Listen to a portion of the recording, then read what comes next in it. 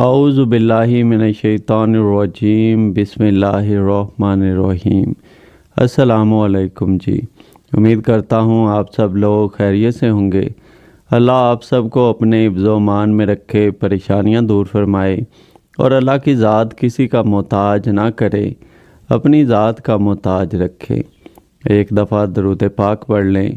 آج قاضی وظائف چینل پہ مرشد کا بتایا ہوا ایک خاص عمل بتا رہا ہوں۔ اسے محبت کا سخت ترین، آگ سے بھی تیز وظیفہ اس لیے کہا جاتا ہے۔ یہ میں 2 دفعہ تقریباً اس چینل کو الحمدللہ 6 ماہ ہو گئے ہیں۔ عملیات کے جتنے بھی چینلز ہیں ان میں سب سے پرانا چینل آپ کو یہی ملے گا۔ 2 دفعہ اسے پہلے بتانے کی اس لیے 2 دفعہ پہلے ضرورت پڑی کہ لوگوں کو بہت فائدہ ہوا۔ اسی طرح ایک تعویذ میں نے بتایا تھا تقریباً 5 ماہ پہلے، اس سے اس حد تک فائدہ ہوا کہ اس کے اوپر کمرز کی تعداد ہی لاکھوں میں ہے۔ لوگوں کو فائدہ ہوا، لوگوں نے کمرز میں بتایا تو یہ عمل بھی بالکل یہ وظیفہ ہے وہ تعویذ تھا۔ ایک اور 2 جو عمل پہلے بتائے تھے وہ یہی میں نے بتائے تھے اس چینل پہ ویڈیوز میں۔ تو یہ ایسی محبت کی آگ کسی انسان کے دل میں لگاتا ہے کہ جو کبھی بجھ نہیں پاتی، موت آ جاتی ہے لیکن یہ عمل، یہ چاہت ختم نہیں ہو پاتی۔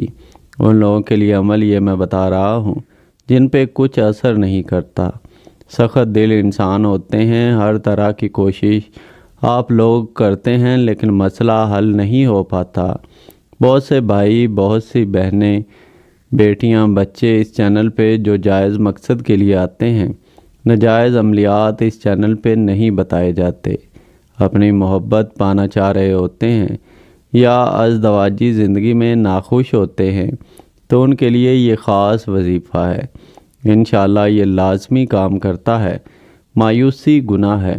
بعض لوگ مایوس ہو چکے ہوتے ہیں تو کچھ اثر نہیں کر رہا ہوتا۔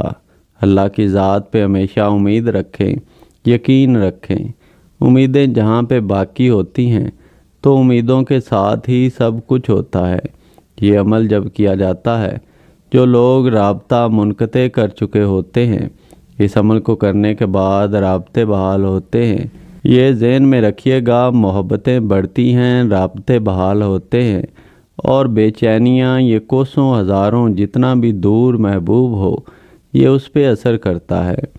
محبوب کوئی بھی ہو سکتا ہے، یہ بھی نہ سوچا کریں کہ کوئی خاص بندہ ایسا جس سے شادی کرنا چاہ رہے ہوں، ازدواجی زندگی جس کے ساتھ گزری ہو، کوئی بھی ہو سکتا ہے، یا کوئی چھوڑ کے چلا گیا ہو، کوئی انسان بھی ہو جسے آپ محبت کرتے ہیں، جس کے ساتھ آپ کا تعلق رہا ہو۔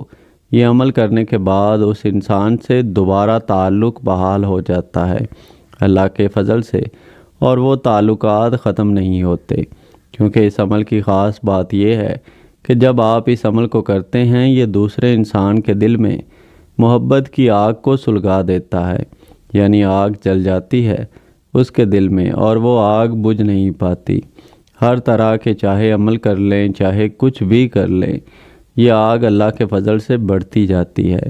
اور یہ عمل آپ اگر 21 دن پورا کر لیتے ہیں، چلے کی صورت اختیار کر کے نیت کر کے کرتے ہیں کہ میں یہ 21 دن پورا کروں گا یا پورا کروں گی، تو الحمدللہ دوسرا انسان آپ کے قبضے میں اس طرح آ جاتا ہے جیسے آپ نے دیکھا ہوگا جن جو ہے وہ انگوٹھی میں سے نکل آتا ہے تو وہ آپ کا غلام بن جاتا ہے، انگوٹھی آپ کے پاس ہوتی ہے۔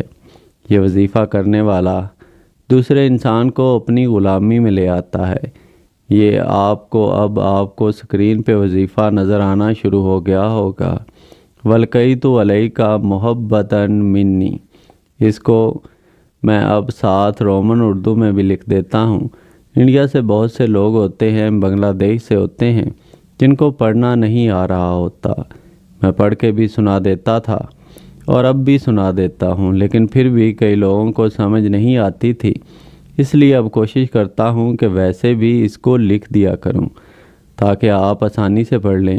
یہاں اس وظیفے کو کرنا کس طرح ہے، کیا اس کو اس طرح جاتا ہے کہ انسان جو بھی اس عمل کو کرنا چاہ رہا ہے، جس کمرے میں بیٹھ کے کریں وہاں روشنی بند کر دیں، خاموشی سے بیٹھ جائیں، قبلہ روح ہو کے بیٹھیں، آنکھیں بند کریں اور اس وظیفہ کو صرف اور صرف 333 مرتبہ پڑھنا ہے۔